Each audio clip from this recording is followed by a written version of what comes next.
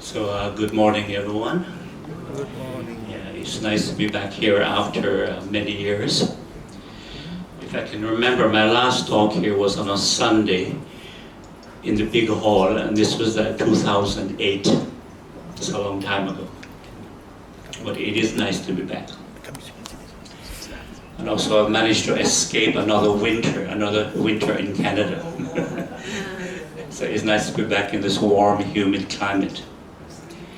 Now, today's talk is a very interesting reflection on the Buddha's three qualities and or mental defilements, because there is an interesting relationship between the qualities of the Buddha and our mental defilements. And I find it in my own practice and study that I always find this a good subject to come back to as a good point of reflection. Because as human beings, we all have mental defilements. We cannot escape from it because it's a part of our conditioning or education. So even Siddhartha Gautama, before he became enlightened, also had these mental defilements. So where do these mental defilements come from? As mentioned, they come from our education, our conditioning when we are young. Our minds are conditioned to react. We're always reacting. And our brains have been educated, programmed to label and to judge, criticize, compare, sometimes to condemn, to like or not to like, to want or not to want, and to have aversion, hatred and ill will. And aversion, hatred and ill will also includes jealousy, envy, jealousy, disrespect. There's the negative mental states that we have. And it is this conditioning of these mental defilements that create the illusion of a permanent self, the permanent I, which is the root cause of all of our problems and conflicts, including craving, greed, fear, insecurity, worry, hatred, anger, and so on. So as you know, the Buddha was a great, you can say, psychologist and a psychotherapist, because he taught the workings of the mind, because everything comes from the mind, and how we see and react to things. And then he gave this very radical teaching by saying, when you see, just see. When you hear, just hear. Not reacting. Now it sounds simple, but as you know, it's a very difficult, very challenging teaching. Very radical. Because as we said, we're always reacting from early childhood. And it has been said that really our life is based on 10% of events happening and 90% of our reactions. And our reactions is what create our reality. And when we're caught in our habitual reactions, we don't realize that this is where the source of our suffering and conflicts arise.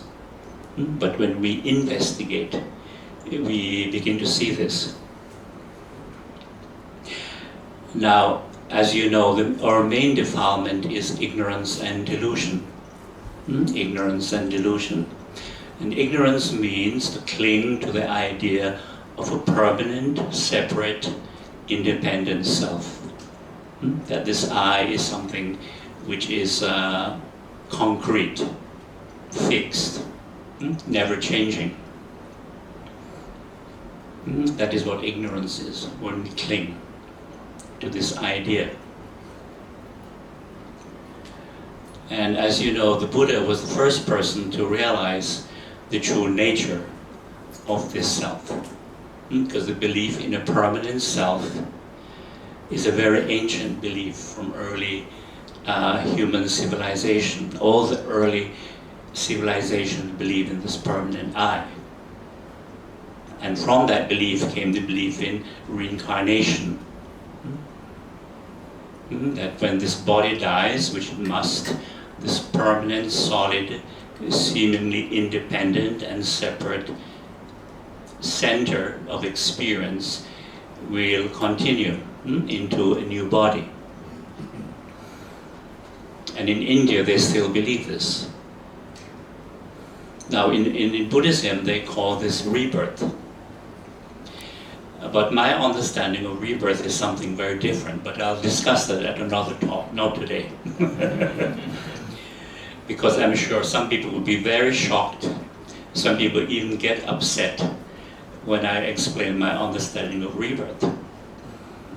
And for those who get upset, I just remind them that is dukkha, that is the truth of dukkha, the truth of suffering. And that's why you get upset. But I'll save that for another time. And of course, delusion is something which we humans are constantly subjected to, simply by our habitual reactions. We're deluded by our reactions. Sometimes when things are pleasant, we feel very happy or very pleased. But if things are unpleasant, if things say unpleasant things to us, or we're being criticized, then we get upset, even angry. So that's a part of delusion, just by our habitual reactions. And in the Buddha's own life, there were times where he had to face very adverse conditions, but he was able to remain calm, very serene. But he had his challenges, that's for sure. But with great effort and practice, he was able to overcome all the negative, unpleasant adversities. And another aspect of delusion comes from our mental activity, because we tend to think too much. And we believe all the stories, all the dramas, all the worries, the fears that the mind creates. Because you know from experience that the mind is always creating stories, like television dramas, even movies. And we get caught in it because they seem real, don't they? And this is why mindfulness is so important, because when we don't have mindfulness, we're easily trapped and deluded by these mind-created stories. So that's the power of thinking. But with mindfulness, we're able to see that these thoughts are only temporary mental states, mental formations. Now, from ignorance and delusion comes self-centered craving and attachment. Self-centered craving and attachment. Craving includes any form of wanting, desire, expectation. Envy is an aspect of craving also. Expecting something from someone, or expecting someone to behave in a certain way. And when our expectations are not met, you can see that we very easily will become very upset, very frustrated, very disappointed, even angry.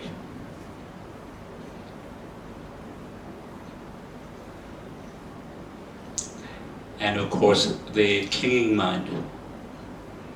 Actually, one can give an entire talk just on the clinging mind, the power of attachment. It's very, very strong. the power of clinging. So we'll explore that. And also from ignorance and delusion comes not only craving and attachment, but also, as we said, all our negative mental states. Aversion, hatred, jealousy, ill will, disrespect, and so on, including resentment.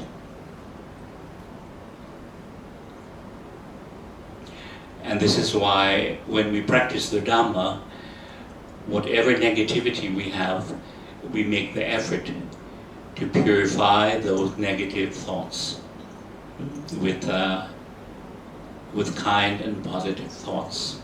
The practice of metta. Now,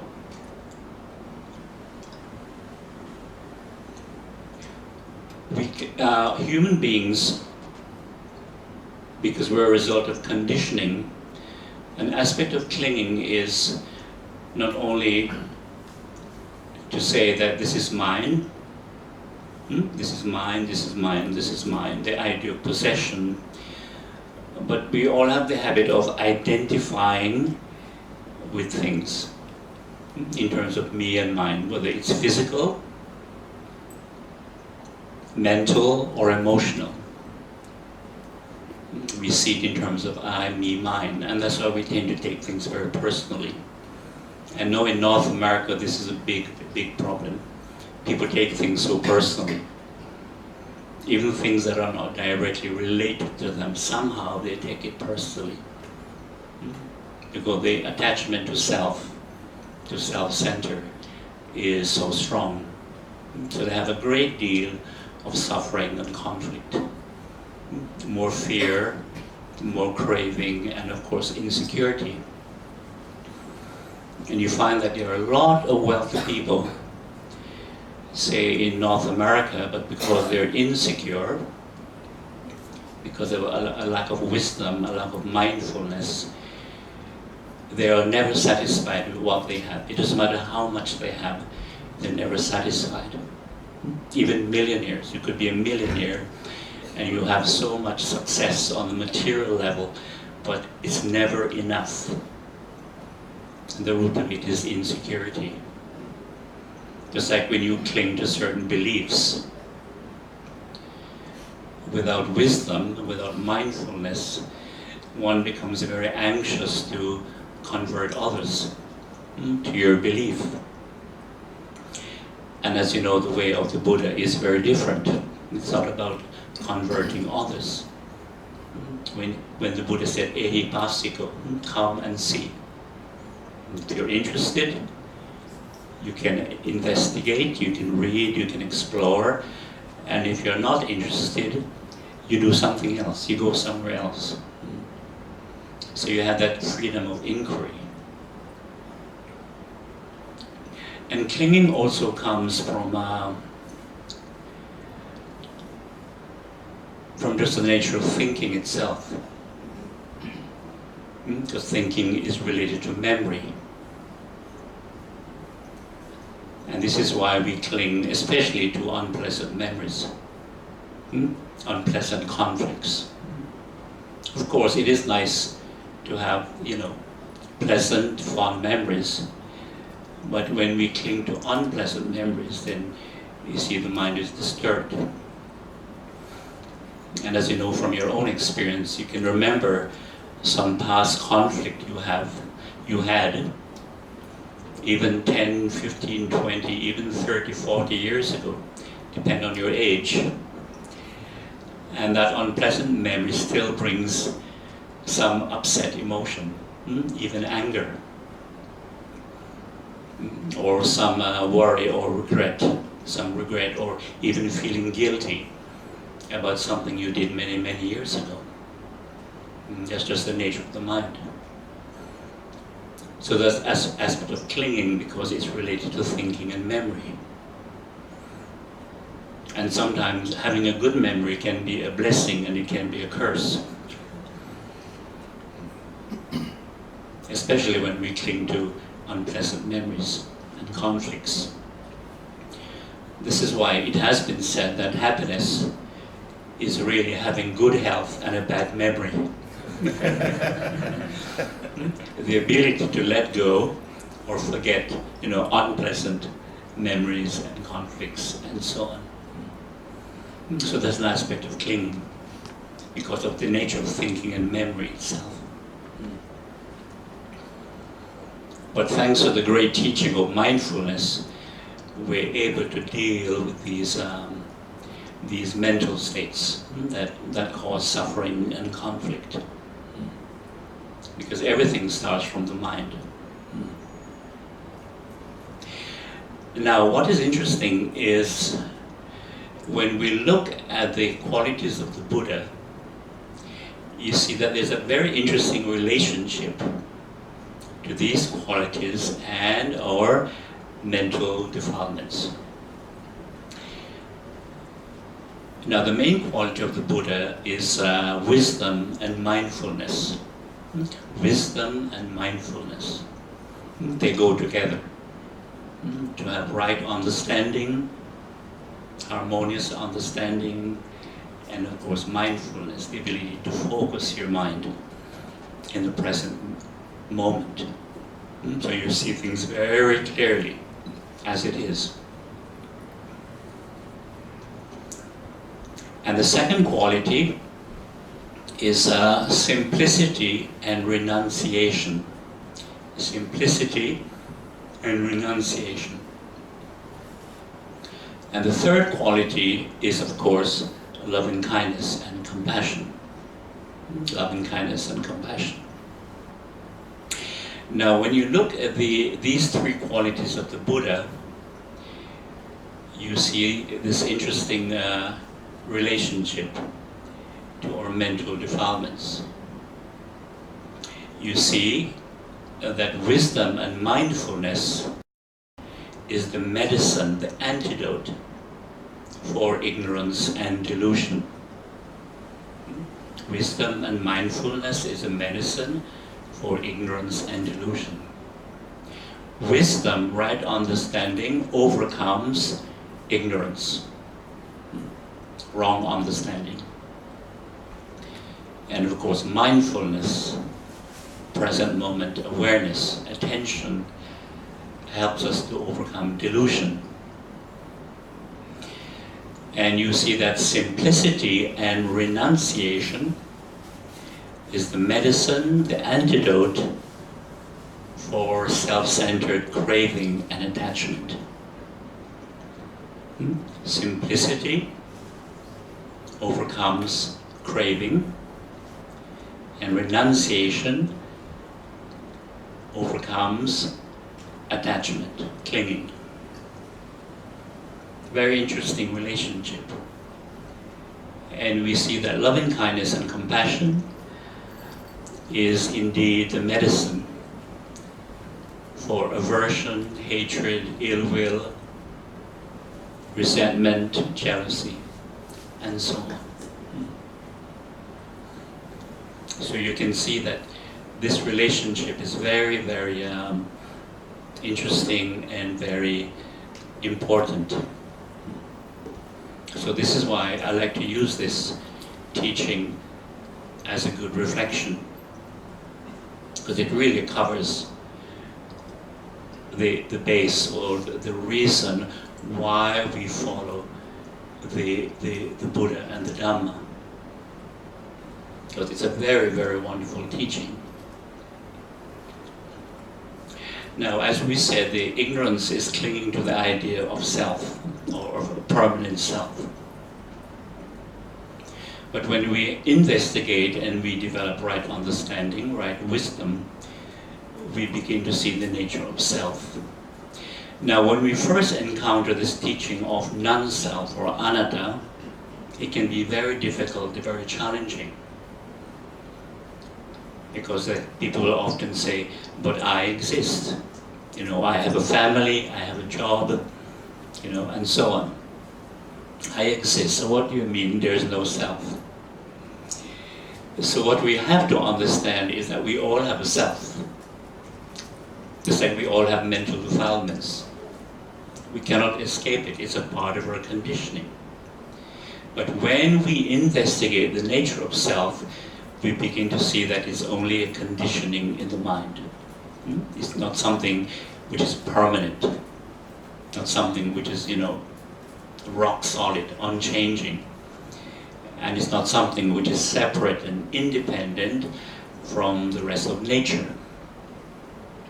Because when you investigate the nature, you see how complex it is, the extremely complex web.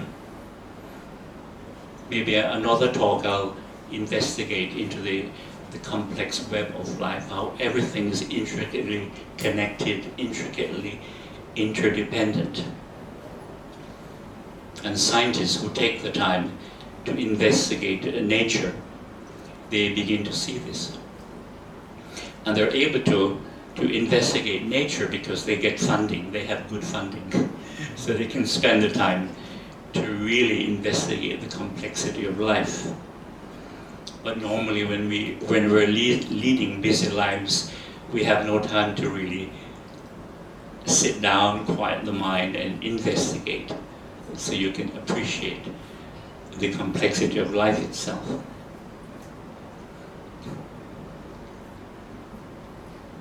So it is when we understand the nature of the self, then we begin to understand non-self. And the conditioning of self is based on thinking, and thinking is related to memory, and also is based on the language that we use.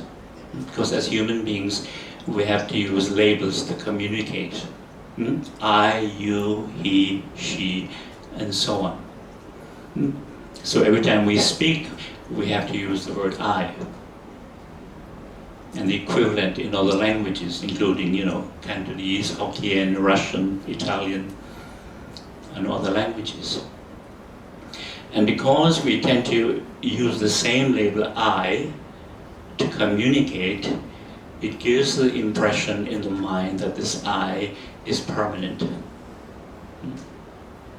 And as you know, if you have to speak a lot, just in one day we can use this I hundreds of times, maybe 200-300 times.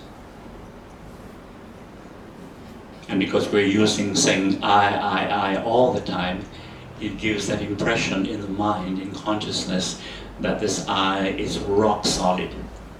It is everlasting. It is always there. We may see changes happening around us, but the I never changes. But of course, when we practice, and of course when we observe some silence, then we begin to see this, that the I is only a label that we are using. It's not something which is permanent. Just like our names. Names are really just labels. Social labels for easy identification. But what happens is that we become so attached to our names, we identify so strongly with our names. If somebody calls us by a different name, or they pronounce our name in a different way than what you're used to, you get upset. I don't know about in Malaysia, but in North America, this happens a lot. People are so attached to their names, they easily get upset. It's like birthdays. If somebody forgets somebody's birthday, it's big drama. Later I'll speak about the illusion of birthdays. Because it is an illusion. But it's something we get very strongly attached to. And we have all these expectations, right? Especially if you're close friends and family and your partner. If they forget your birthday, God helps them. Or your wedding anniversary, oh my God. But really it's an illusion. These anniversary dates, it's really an illusion. But as human beings, because we're not awakened, we, our strong attachments give us this suffering, these conflicts that we have. And also thinking as we said, is related to memory. It's also related to past experience, because memory, past experience are connected, and also knowledge and information. All the knowledge, information that we have in the mind is connected to thinking. And you can see that when you observe your mind. Memory, past experience, knowledge, information. It's actually very simple. And this is something that they should be teaching us in school, but they don't. But it's really simple. It's not rocket science. And I remember one of the questions I was asking was, what is thinking? I was very fascinated by what is thinking. Because we're thinking all the time, but no one teaches us to understand what thinking is. And only when I got to India and met this very profound teacher, he was the first one to give me this insight. It's so simple. And how thinking has that ability to project in the future. You can see that, right? In all our minds we do this. We're thinking about the past or we're thinking about the future. So thinking is a movement in time. From past to future, past to future. All our minds do this. And it doesn't matter what language you're thinking, it's the same thought process. Whether it's Cantonese, Hokkien, Japanese, French, Russian, it's the same thought process, moving in time. And who we are as a person is a part of that movement, related to memory and related to future plans. For example, if you meet someone for the first time and naturally you talk about yourselves, what do you talk about when you talk about yourself? It's all based on memories, isn't it? You know, all your personal history, right? Childhood history, where you grew up, you know, education history, you know, elementary school, high school. And if you went to college or university, you speak about that. It's all based on memory. So who we are, you know, this I, this conditioning of I, is really memories. And that includes all the books you have read, all the movies you have seen, all the television programs, things you have seen on the internet, and of course all your relationships, conflicts you've had, happy memories, unpleasant memories, and so on. It's all related to who we are. That's the conditioning.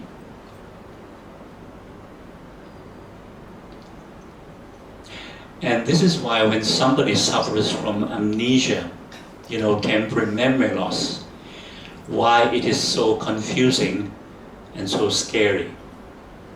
And so confusing, because when you lose your memory, you don't know who you are. Interesting, isn't it? Because we're so identified with memories, all our past experiences. So when we have temporary memory loss, we don't know who we are. Now, what is interesting, when you practice mindfulness, the way of the Dhamma, and you understand that our conditioned mind, our conditioned state of being is present moment awareness and knowing. You can call it our Buddha nature. Our wisdom mind is this present moment awareness. Even if we're suffering from temporary memory loss, amnesia, it won't be as scary and confusing. I wonder if you see that. We might not remember our names or where we live, or who our family is, but it won't be as scary simply because we are more comfortable in the present moment. I wonder if you see that. Because your identity is not so attached to all the past memories and experiences. Yes, we all have them, but it's only the conditioning of the mind. And this is something that the Buddha was awake to. awaken to. The whole movement of thinking and its conditioning and the I, the self. And with a collection of all these memories, past experiences, pleasant, unpleasant, we have future plans, future hopes and dreams, and so on. So that is our conditioning based on thinking, because as we said, thinking is moving in time, always moving in time, past and future. This is very simple when you think of it. As I said, it's not rocket science. Very simple, but it's just that we're not taught this in school, and they should.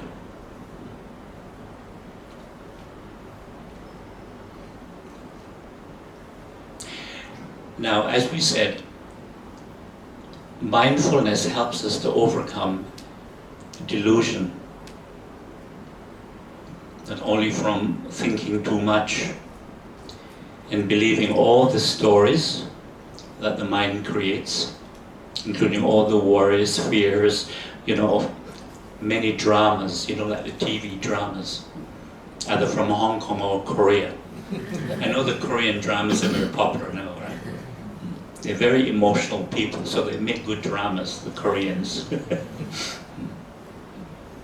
I spent time in Korea and I spent time in Japan, and I see the big difference between the Koreans and the Japanese. Big difference.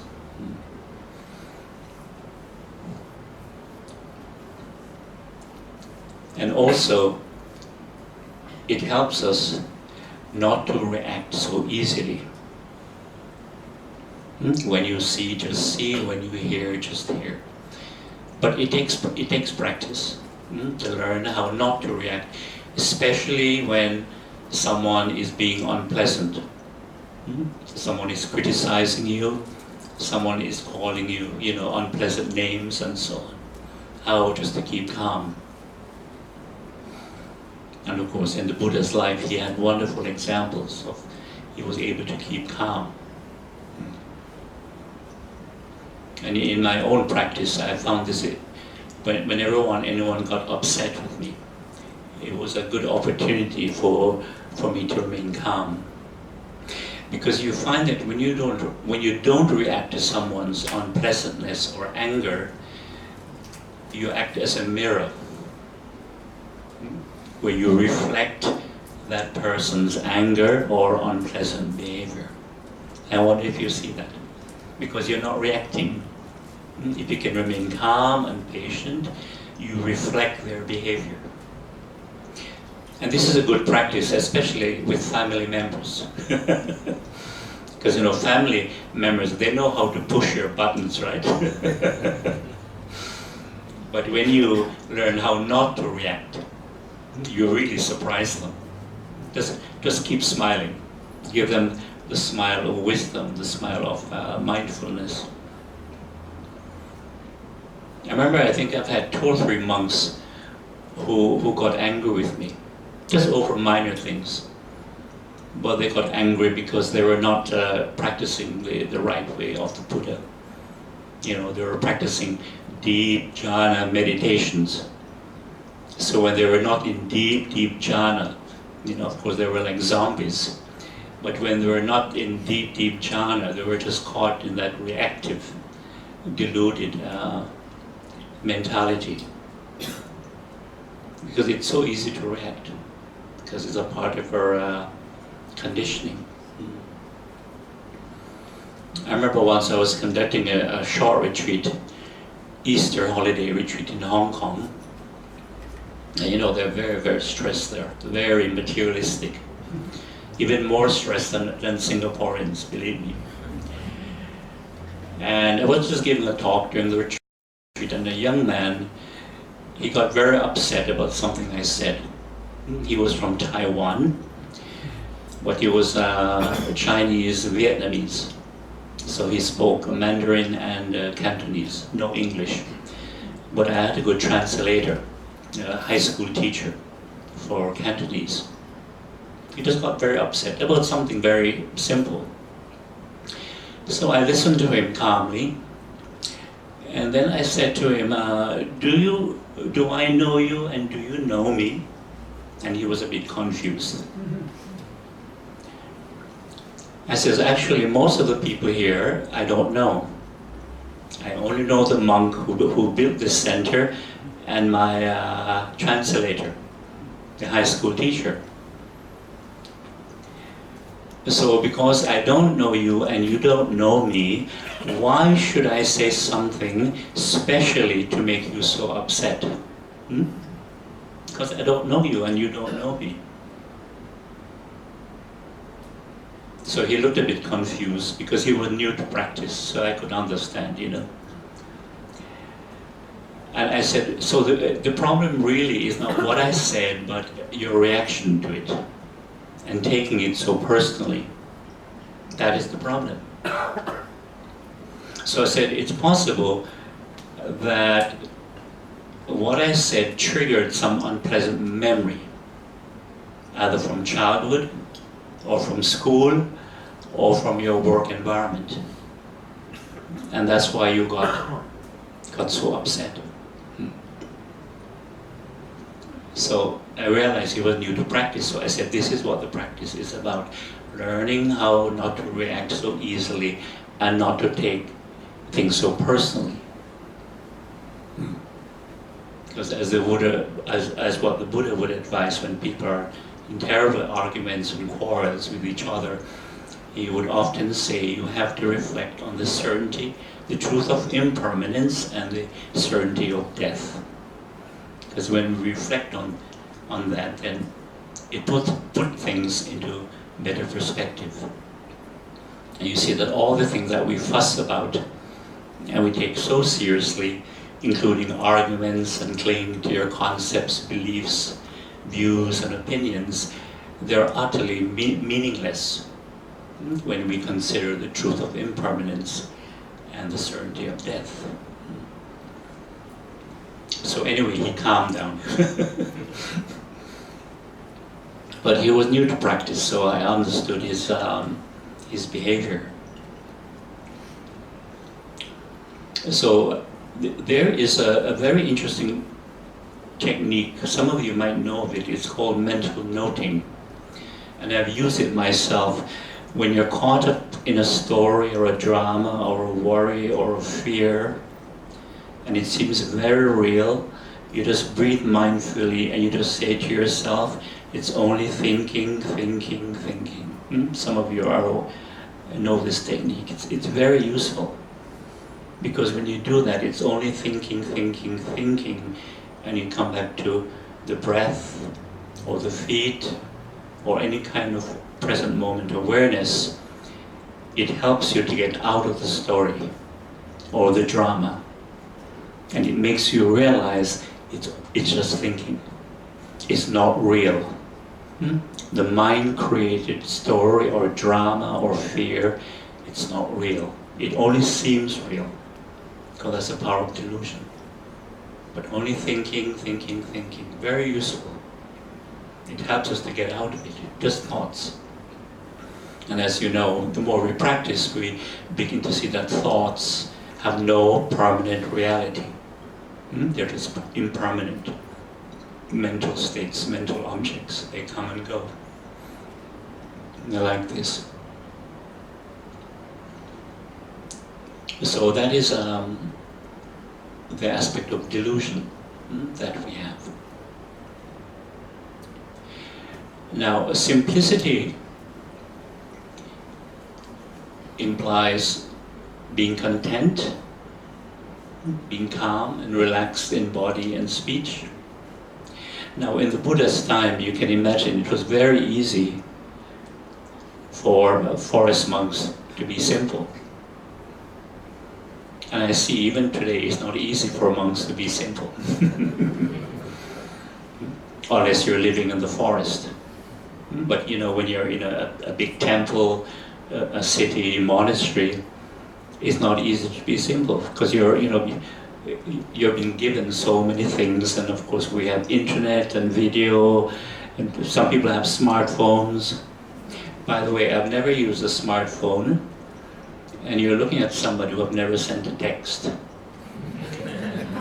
They call me a dinosaur. And in Malaysia, I have to use a cell phone, but I use a Nokia, otherwise known as the dinosaur model. But in Canada, I don't use one. But eventually, I'll have to use a simple phone in Canada, because I usually use the public phones because they're still working in Canada, believe it or not. But slowly but surely, they're being removed, because everyone has a cell phone now.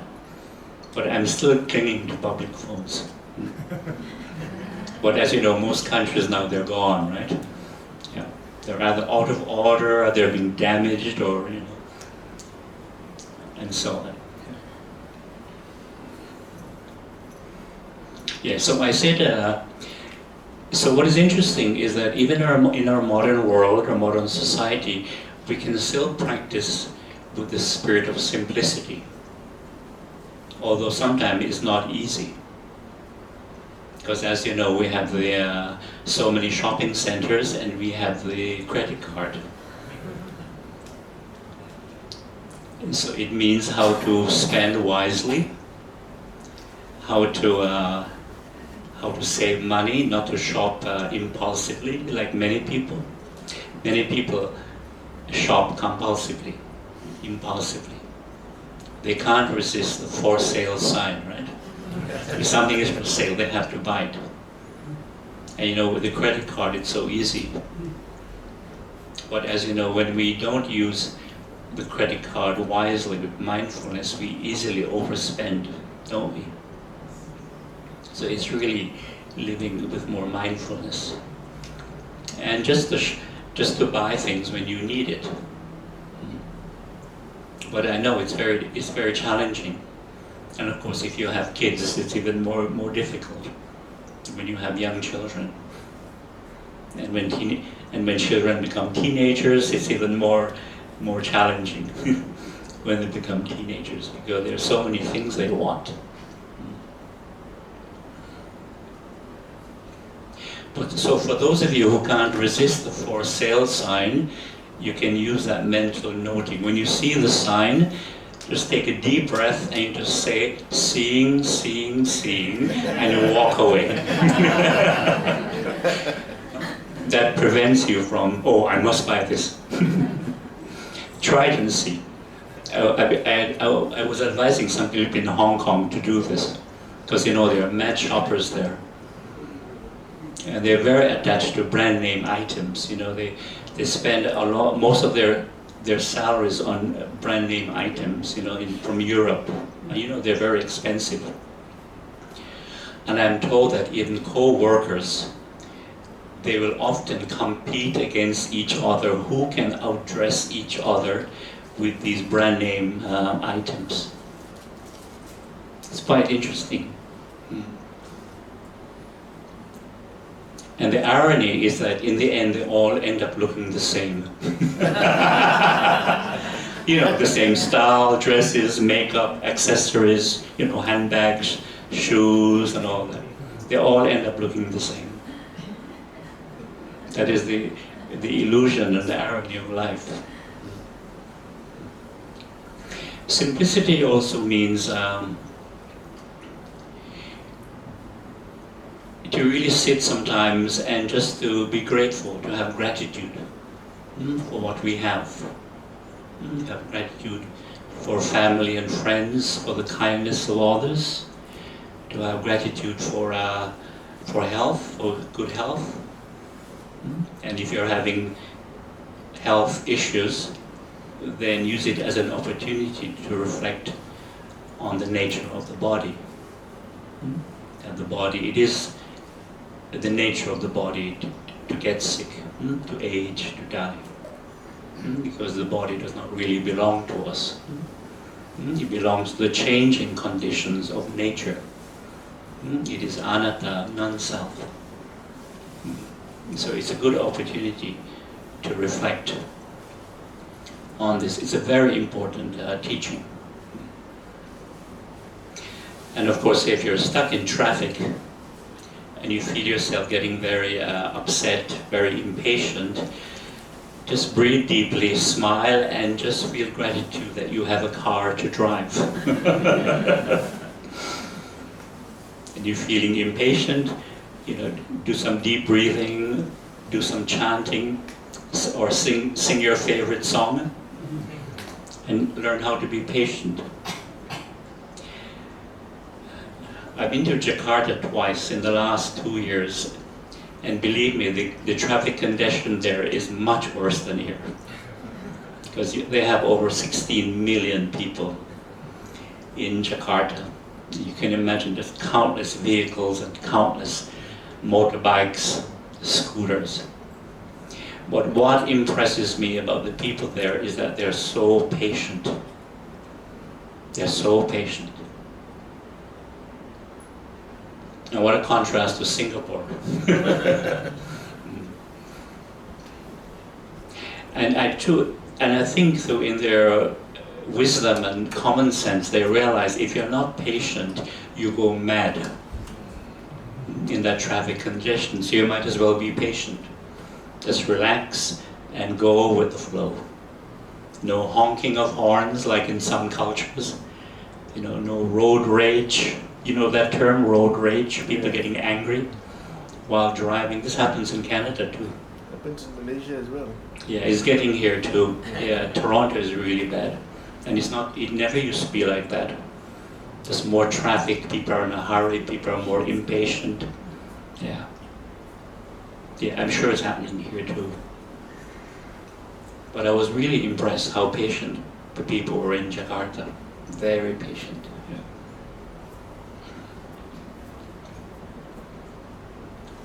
And of course you find that simplicity also has the ability with mindfulness, because mindfulness is related to simplicity, is that whenever any form of craving, expectation, desire arises, you're able to look at it objectively, know that it is impermanent, know that it is uncertain, know that it is unsatisfactory, and let it go. And there's great freedom in that.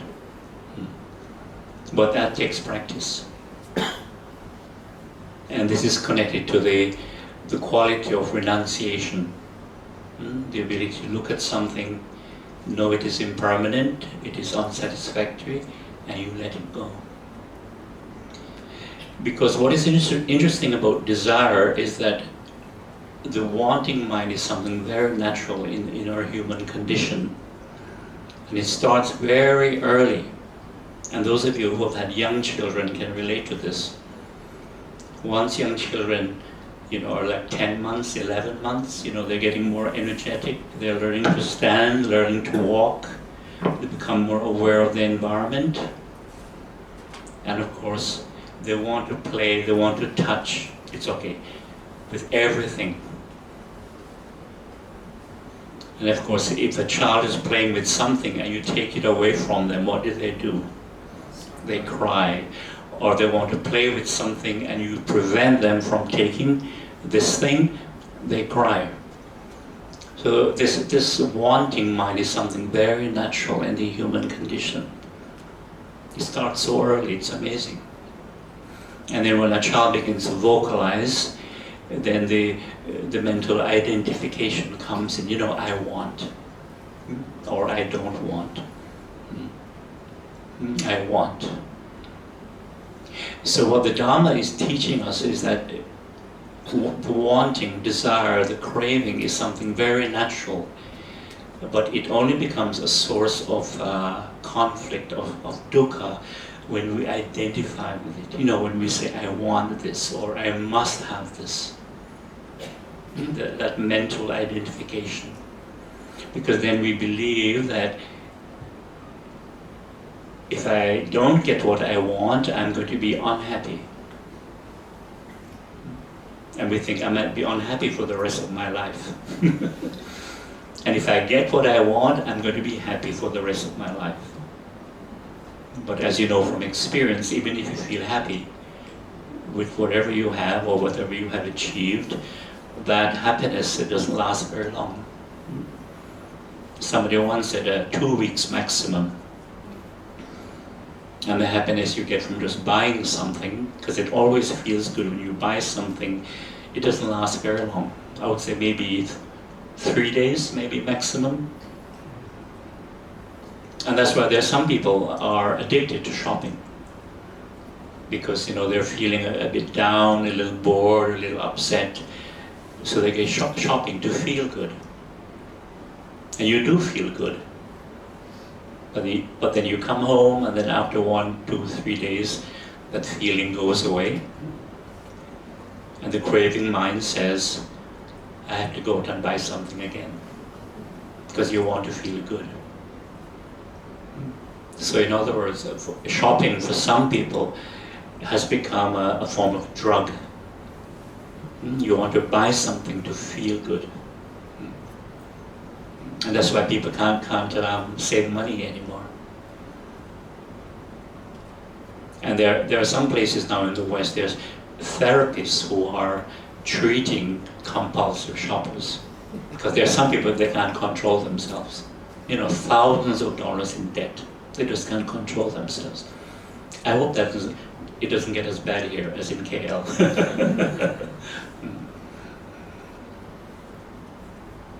Also, what is interesting, before the credit card, you remember the end of the month was payday. And payday used to be a very happy day. Can you remember that, before the credit card? You must think I'm over 100, right?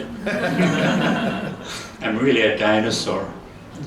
But today, very often, when it's payday, for most people, it's not a happy day. Can you guess why? Because they've already spent it because of the credit card. Yeah. So you just reminded them, oh my God, but I've already spent it, and sometimes overspent. So this is the wisdom of simplicity and renunciation. And also an aspect of renunciation is, as we said, we're in the habit of identifying our feelings and emotions. A happy feeling arises, we say, I am happy. It sounds perfectly natural. Unhappy feeling arises, we say, I am unhappy. Or I'm upset, or I'm angry, I'm bored, I'm afraid, and so on. That is our habit. And because we have the habit of identifying with these feelings and emotions, we hold on to them as something personal, right? My happiness or my unhappiness, or my fear, my frustration, and so on. Now, initially, when we identify with happiness, there is no dukkha, there is no conflict. Why is that? Because it's pleasant, right? It feels good. But when we say I am unhappy, or I'm upset, I'm afraid, and so on, immediately there is dukkha, right? Some conflict, some disturbance in the mind, simply because they are unpleasant states. So what the Dharma is showing us is that whether something is pleasant or unpleasant, they don't really belong to us. And again, this is very radical, because we're in the habit of identification, of grasping, so we take all these feelings and emotions personally. But in fact, they're only temporary mental states. They come, they go. Not me, not mine. So this is why in mindfulness, we're able to see things more objectively. For example, instead of saying, I am angry, or I am upset, you just breathe mindfully and you say, there is a state of anger, or there is anger. There's a state of upset. There's a state of fear. You see the difference? Not I am afraid or I am upset. It's a very big difference. Because when we can see things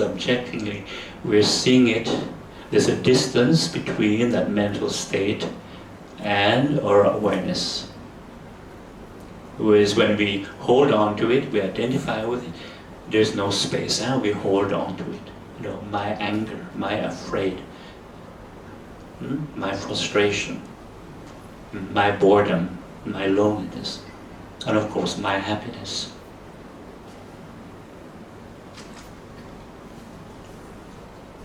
And of course we come back to mindfulness, and also we remind ourselves, this too shall pass. It's only a temporary mental state. You know, these four words contain the greatest wisdom in human experience. This too shall pass.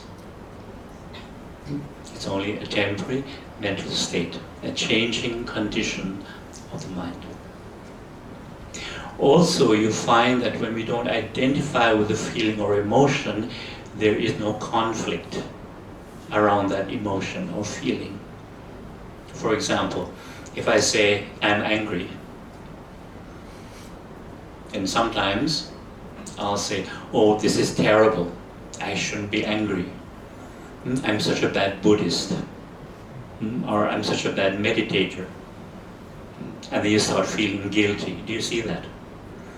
Or I shouldn't have craving, or I shouldn't be jealous. Or, you know, you see the conflict and the guilt that comes with it.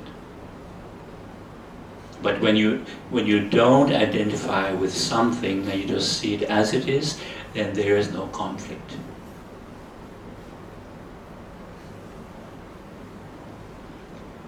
And now modern psychotherapists are using this method.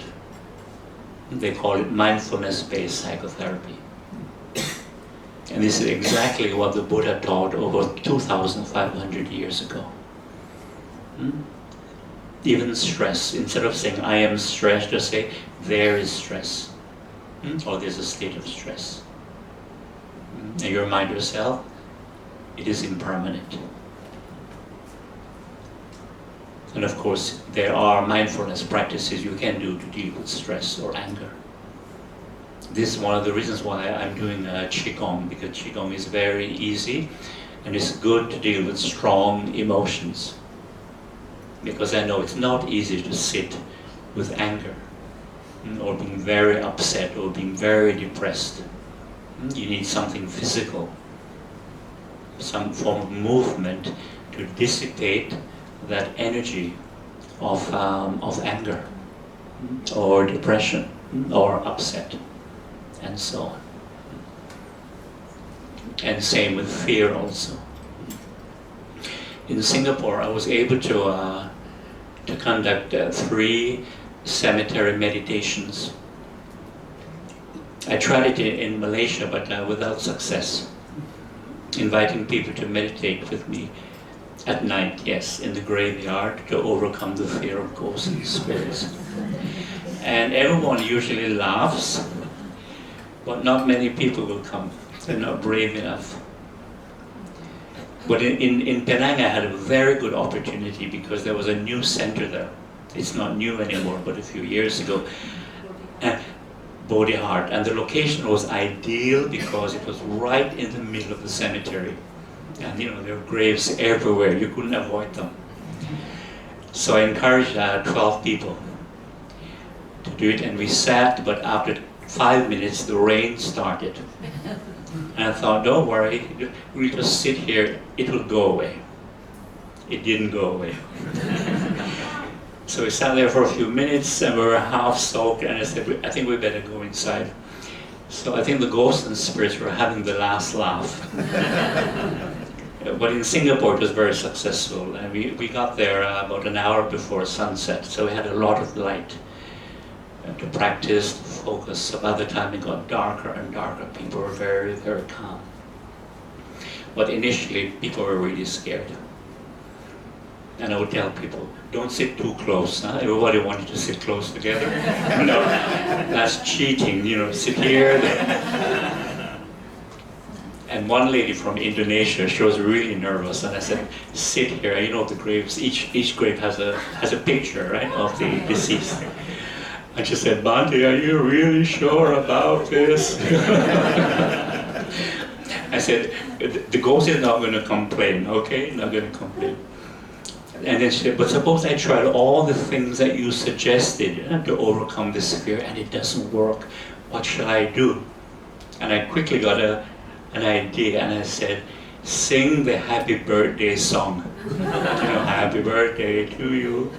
And she was so surprised that I said that, she started laughing.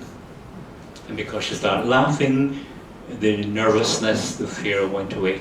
And she ended up having a very, very good meditation. And at the end, people were very happy and inspired that they were able to overcome this fear. Because as you know, it's a childhood fear from early childhood. And it's all in the mind, all in the mind. Now, one of the things I like to speak about is guilt, dealing with guilt, because many people have this problem. I know in North America, but I think it's a universal problem. Now, when we make mistakes, it is natural to have regrets, right? What we did, what we said, or sometimes what we didn't say, what we didn't do, or I should have done that, or I should have done that, blah, blah, blah. The regretful mind. But if we keep regretting and feeling guilty, we end up torturing ourselves. You create more conflict, more dukkha. So this is why it's important that when we make mistakes, we have to forgive ourselves for being human. Because we're not perfect. But because of our social conditioning and our judgmental mind, we think we ought to be perfect. But it is only a concept, the idea of perfection. So you can say it is perfectly natural to make mistakes. This is very important. And this is the benefits of loving kindness and compassion. Because you're replacing those negative judgmental thoughts with kind, positive thoughts. May I be well, happy, and peaceful. May I be free from fear, conflict, and delusion. May all beings be well, happy, and peaceful. May all beings be free from fear, conflict, and delusion. Because guilt is an aspect of fear. Why this is so is because we have negative images. When you have a conflict with somebody, we tend to create a negative image, right, of that person. So likewise, when we make mistakes and we're feeling guilty, we have to put negative images on ourselves. I'm so terrible, I'm so stupid, I'm so bad. I'm going to go to hell, or being punished, or I'm going to have a bad rebirth, bad karma, all these things. So that's an aspect of fear. Because anything negative naturally creates fear in the mind. So this is the benefit of loving kindness and compassion. We have to learn to be more kind to ourselves. When we make mistakes, and believe me, we all make mistakes. Monks included. Because monks are human. Don't expect monks to be perfect. Okay, I just want to have a reading here. We get carried away with our restless minds and chase our thoughts and ideas or feelings and emotions. We get caught by them. And so we create a lot of problems for ourselves. Some people get totally carried away and do crazy, irrational things, even commit crimes and hurt people. We are often victims of our own mental, emotional states because we don't know how to watch our minds with awareness and let these mental states go. Normally, we see the world with our conditioned minds. Our view of the world is colored by our judgments and discriminations, our likes and dislikes, our desires and aversions, our hopes and fears, our worries and anxieties. Rarely, so our perception of reality is limited by our mental states, by how we see and react to the world. Rarely do we see the world with a calm, clear mind. Rarely do we see things as they are with clear attention. The restless, untrained mind is vulnerable to circumstances. It is easily affected by changing conditions. Sometimes good or pleasant things happen in the world and the mind is happy. Sometimes bad or unpleasant things happen and the mind gets upset. There is suffering, dis-ease. Our state of mind depends on how we react to things or situations. It can remain cool and calm or become heated and upset depending on how personally we take things. One who follows the path of mindfulness has less fear and anxiety. One can be calm and patient despite the changes and accidents around him or her because one sees things as they are, constantly changing, impermanent, unsatisfactory, and empty of a permanent self. Although there are problems and challenges in life, one can be calm and patient without anger or resentment. Being impatient and angry or irritable does not remove the problem. It only causes more suffering and makes the problem worse. With patient endurance, wisdom, and determination, mental emotional suffering is overcome and the mind becomes peaceful. One is light-hearted, optimistic, and free, not gloomy and depressed.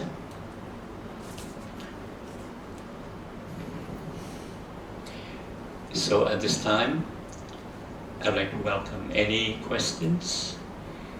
Any questions at this time? Yes. I got one question. Before a person doing a bad thing, after doing the bad thing, he said, "Oh, someone pushed me to do the bad thing." Is it true or not true? Now I want to kill a person. Before he do, he must say, I know, they're blaming something else. Is it true or not true? Well, let's just say it's irresponsible. It's immature and a very ignorant behavior to blame someone for your actions, because really you're responsible for your own actions, for your own speech, your own behavior, and so on. So this is what karma is about, what we do and the results of that action. Yes, I know there are some people that they'll blame everything else but themselves. That's right. Or they say, "Oh, past karma from a past life, so I'm not responsible." or this ghost or spirit, right, is guiding me. Yeah, it's not being mature, not being responsible like this. Why do we do that? Huh? Why do we do that? Why do we? Well, again, because of our mental defilements, suffering from ignorance and delusion. So, None of this is oh, it was my fault. It was my fault. mhm, mhm. Even in saying that, that's not quite right. Part of it is fear, just human fear. So out of fear, we blame others, or we can't take responsibility because we're protecting this I, right? When we protect this I, naturally fear, insecurity is there. This is why they say the true freedom is realizing emptiness or no self. So one can be responsible and act more with maturity, with kindness, with compassion, which is very different from acting out of fear. Because fear is a very strong force, isn't it? Yeah. Later on I'll be speaking, I think one evening I'll be speaking about fear, understanding the nature of fear and insecurity. And it's a good topic to speak about because we can all relate to fear, right? It's a part of the human condition, all of it. And it is really fascinating when you investigate the nature of fear and become, how do you say, become more familiar with fear. You can say making friends with fear, as seeing fear as something frightening, just like facing ghosts and spirits, like this. Yes. what about this world? The world so big. I come to this world, body right here. The world not stop, just like the body stop. Tell me about it. Why you come to this world? Well, you're asking for a reason. Cause and conditions. And how do you come to this world? And also you must understand that we're not separate from the world. But you see, language is often misleading. We often say, I came into the world, or we came into the world. Now, if we look at that statement a bit closer, I came into the world, it gives the impression that we came from another solar system and we landed here in our spaceship. And we're like aliens, we're like tourists, aliens. Do you see that, what I'm trying to say? I know. But the thing is, how do you come to this world? Just a moment. But what is interesting is that we didn't come into the world as outsiders, as aliens, but rather we came out of the world. You see the difference? We came out of the world like flowers, leaves, and fruits from trees. Or like waves from the surface of the ocean. I mean, composed of the elements, the energy. Energy, everything is energy, the elements, and of course from the sun. That's right, cause and conditions, the elements. Yes. Animals, man, also come in this world. How did they come this world? Go through the father mother, goes into this world. Yes. Animals, same thing also. Animals, the same thing. That's right, biological reasons. Yes. The world, there are 4 things in this world. You don't understand. Yes. 4 things. Without these 4 things, you won't be this world. Okay. That's right. One is the sea. The sea. Okay. The tree. Third one is ice. Sun. These 4. Without these 4, you won't be this world. Right? Right. Because sometimes people ask me, where was I born? But it's so obvious. I said, well, your parents got together one night to have a little fun, and the conditions were right, and here you are. And they said, oh, I never thought of that. But there's some couples that they try to conceive a child and they can't because the conditions are not there.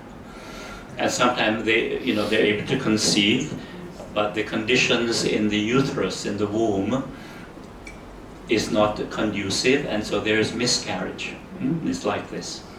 Yeah, so the conditions, not only the cause, but the conditions have to be right. And in a way, it's a miracle that we're still alive right now. That we're still alive. Very interesting. Yes, sir. Bhante, I'd just like to follow up on what you mentioned about technology.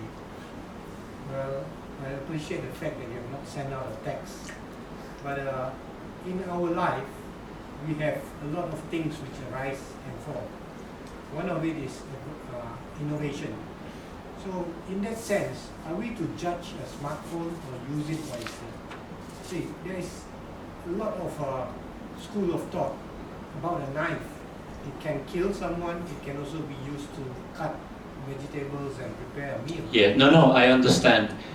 It can be a very convenient thing. But the only problem is the attachment. Because I see how attached people are. They can't even stop eating. I watch people in Singapore having lunch. And they can't stop looking at it. Even for 10 minutes. And I can see clearly because I don't have one. So I observe everyone on their smartphones. Yeah, it's the attachment. It's the attachment that's the problem. That's right. Attachment is the hookah. That's right. Not the phone, right? Yeah. Just like as we say, we all have an eye because it's a part of our human makeup, but it's the attachment. In other words, when we take ourselves too seriously, that is the source of dukkha, taking ourselves too seriously. In that sense, coming from what you just mentioned, I find that whenever something arises and something falls, we should be able to sense what is transpiring. The problem is we take things to be permanent. In that sense, a lot of times within us, there are a lot of questions arising from a mental state. So where does this question come from? See, where does these questions which arise in us actually come from? This is actually the source of our problem actually, because we're always questioning ourselves, always judging ourselves, always feeling ourselves to be inadequate. Yes. Part of it is just human curiosity and just not really understanding something clearly. So there's some doubt, there's some confusion. Because sometimes when people ask me why, why this is so and so and so, sometimes I say, why not? Because you can always say why, or why not? And sometimes things are just the way they are. Part of the conditioning we have to is about beginning and end, start and finish. So the cosmologists, the people who study the universe, they're very obsessed about the origin of the universe, the Big Bang Theory, and even the end of the universe. But when you understand the conditioning of the mind, you realize it's a waste of time. And when the Buddha was asked these speculative questions, he just kept silent, because he said it's not important. But the wonderful thing in meditation, when you experience the silence, the stillness of the mind, you're in touch with the timeless dimension of the universe. And it's a very peaceful experience. And it is possible, even for half an hour. Because in daily life we're so conditioned with time, right? And past and future. And of course schedule and all this stuff, man-made time. And that creates anxiety, that creates stress, because stress is also time-related. And time is also a factor of fear, anxiety. So that's why it's so beneficial when we can spend at least half an hour, just to be quiet, be silent, and just to be in that timeless state. And you can tell from your own experience how peaceful it is, very peaceful, just to be in that stillness, that timeless state. Okay, before we finish, I'd just like to do a reading. It's called Dhammavadaka, very beautiful. And this is on internet, because now everything is on internet. Dhammavadaka. Remember always that you're just a visitor here, a traveler passing through. Your stay is but short and the moment of your departure unknown. None can live without toil and work, and the craft that provides your needs is a blessing indeed. But if you toil without rest, fatigue and weariness will overtake you, and you will be denied the joy that comes from labor's end. Speak quietly and kindly, and not be forward with either opinions or advice. If you talk too much, this will make you deaf to what others say. You should know that there are few of us so wise that they cannot learn from others. Be near when help is needed, but far when praise and thanks are being offered. Take small account of might, wealth, and fame, for they soon pass and are forgotten. Indeed, cultivate love within you and strive to be a friend to all. Truly, compassion is a balm for many wounds. Treasure silence when you find it, and while being mindful of your duties, set time aside to be alone with yourself. Cast off pretense and self-deception and see yourself as you really are. Despite all appearances, no one is really evil. They are simply led astray by ignorance and delusion. If you ponder this truth always, you will offer more light rather than blame and condemnation. You, no less than all beings, have Buddha nature within. Your essential mind is pure. Therefore, when defilements cause you to stumble and fall, let not remorse or dark foreboding cast you down.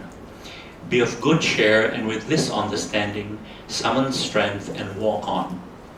Faith is like a lamp, and wisdom makes the flame burn bright. Carry this lamp always, and in good time the darkness will yield, and you will abide in the light of wisdom, peace, and compassion.